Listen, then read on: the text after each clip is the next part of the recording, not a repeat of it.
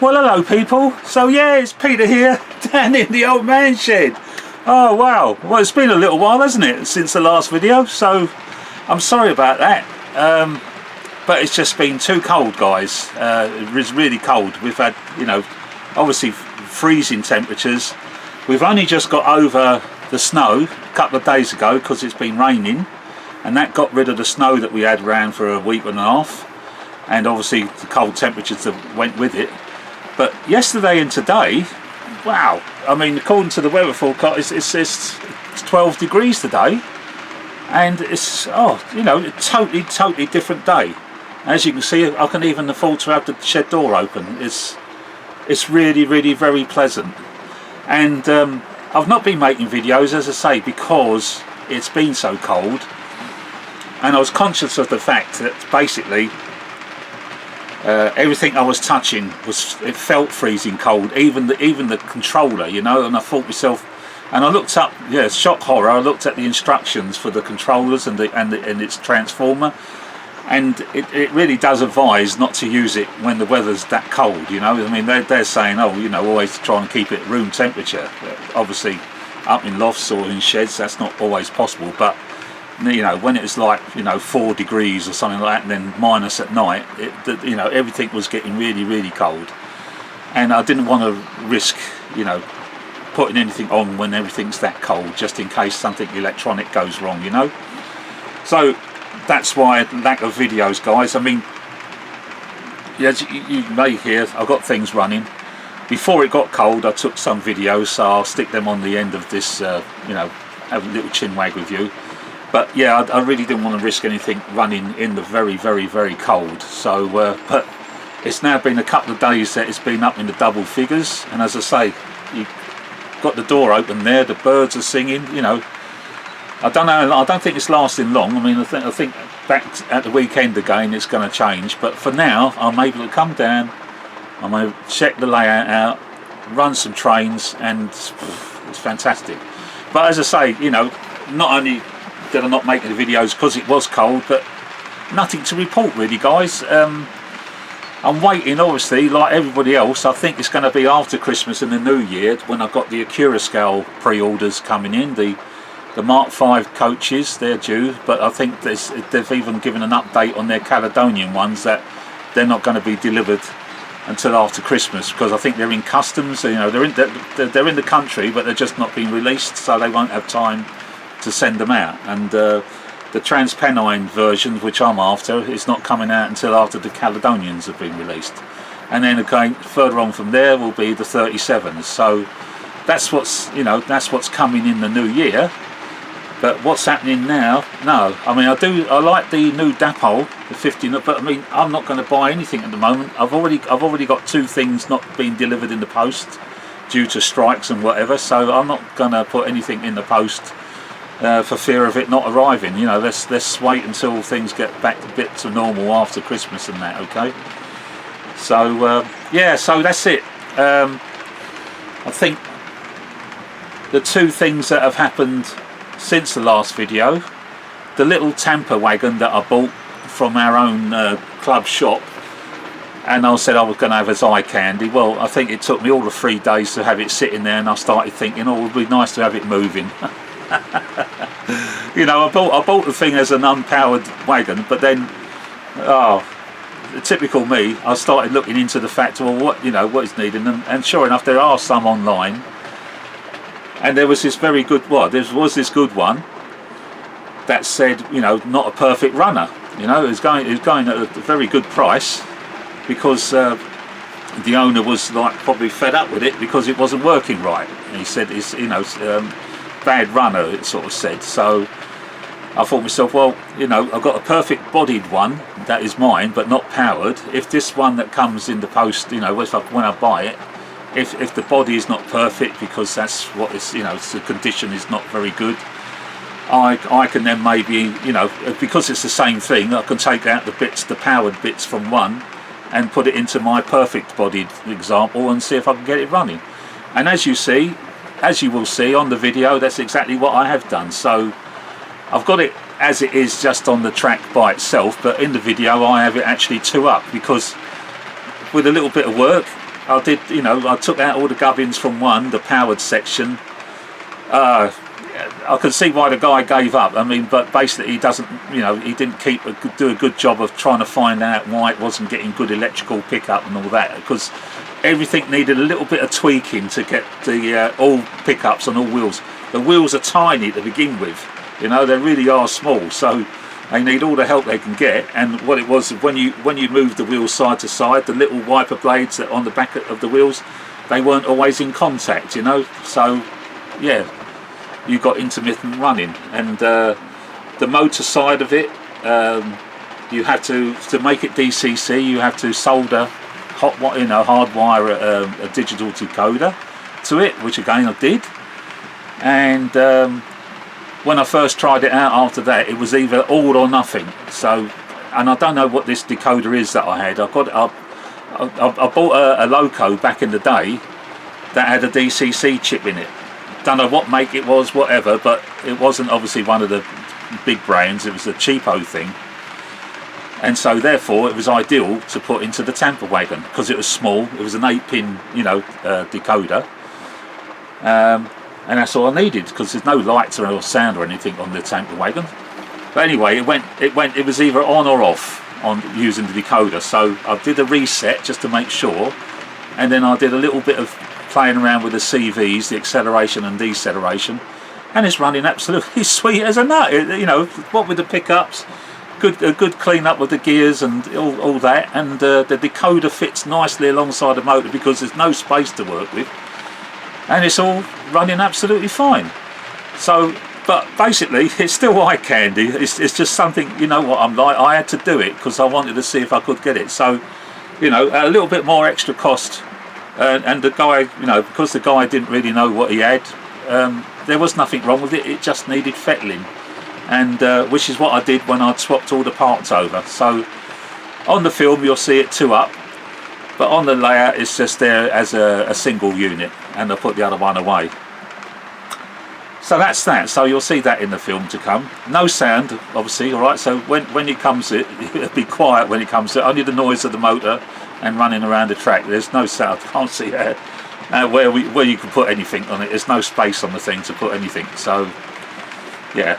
So it's running around. There's that. The other thing that happened, which I'm not really happy about, I'm absolutely in love with the Rail Operators Group's Class 37s in the Euro Phoenix livery. You know, the Phoenix emblem and everything. Someone when was talking about their Euro Phoenix 37, they called it a griffin. You know, oh, I don't know what the bird is. It could be a griffin. No. The giveaway is the name of the thing, Euro Phoenix. Okay, rising, you know, coming out the flames. Okay, so it's a Phoenix. But I absolutely adore that livery. I think it's fantastic. And what they've gone and done, they've taken 37800, which Bachmann sell as a, you know, already done Rail Operators Group livery, Euro Phoenix and everything.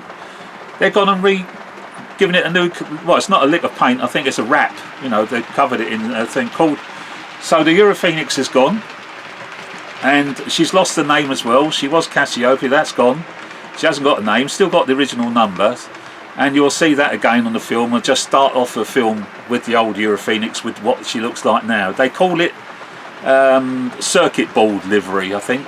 You know, they've got the same sort of pattern on some of their, I think they're 57s are they use? You know, some of the older locos. And I must admit they look nice on that particular loco.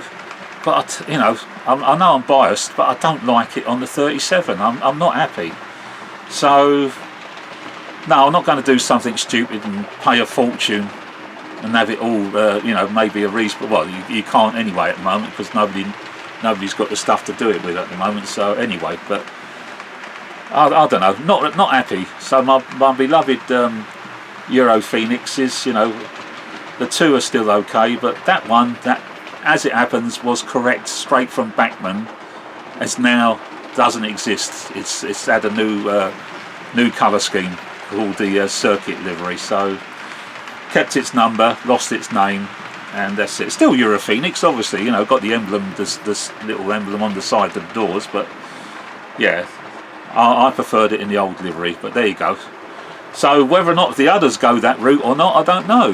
And but I won't be in a hurry to swap mine. So you know, mine will always carry on running around with the old livery, basically. I mean, you know, I haven't got the bottomless funds to sort of like change liveries, you know, because you know, I'm not an exhibitor, so I'm not there at an exhibition saying, "Hey, look at me with my fancy resprays and it."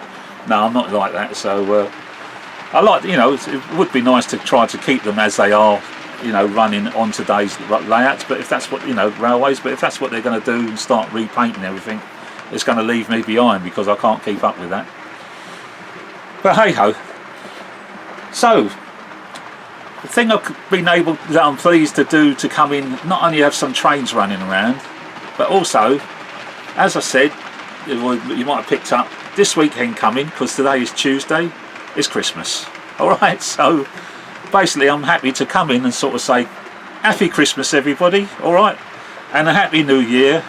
I hope everything's absolutely fine with all of you, and that, you know, it all goes well and you get, you know, maybe some of you get some nice prezzies for your railway, who knows. But anyway, that's what I wanted to come in to say. So yeah, very happy Christmas and Happy New Year to all you people, okay?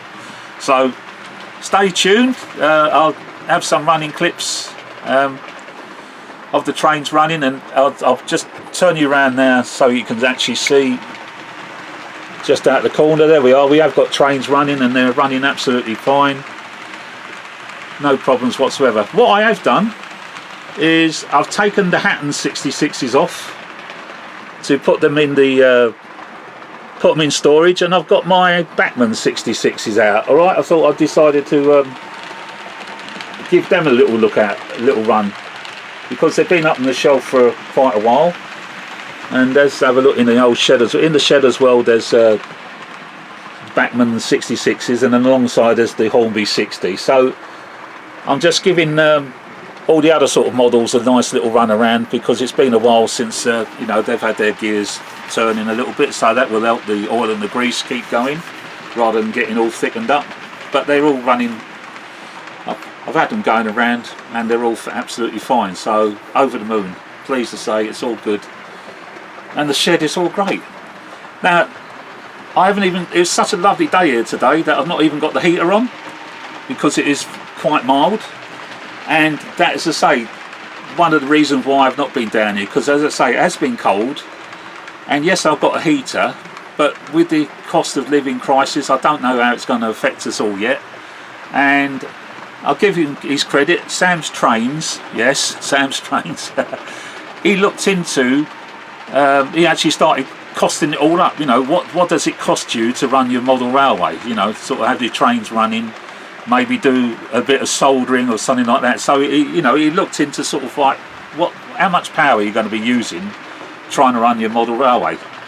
And it turns out, if you use your computer, yeah, I've still got the parakeets as well. If you use your computer for a couple of hours, that would take more power than running your model railway set, okay, and even doing a little bit of soldering or something like that, you know, extra as well.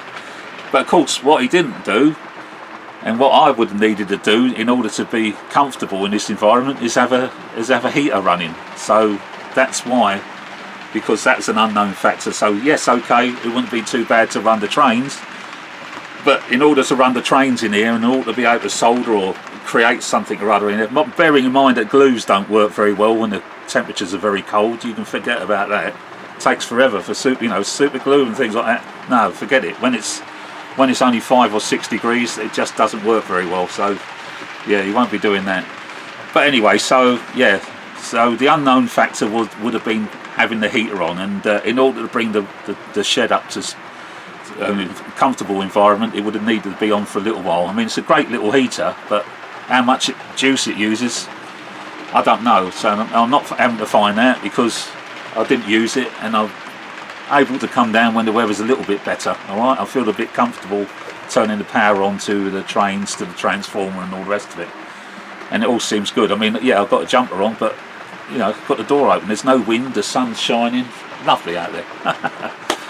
Anyway, well, that's it guys. So I'll sign off once again saying Great to talk to you again. I know it's been a while, I'm sorry, but yeah, coming up to Christmas this weekend, so have a good one, and I'll see you in the new year, and maybe with some new goodies when they start coming through from the Curasco. Their last models, you know, not the 55, is it a class 90? I don't know what it is, you know, the one with the pantograph. That seems to be, you know, getting good reviews. But anyway, we'll see what it is when it comes. Right, so I'll stick some videos of the Tamper Wagon and the 37 and everything going around, okay? But otherwise that's it. Alright guys, so I'll see you in the new year. So till then, take care, have a good Christmas, have a good new year. Bye bye. Bye.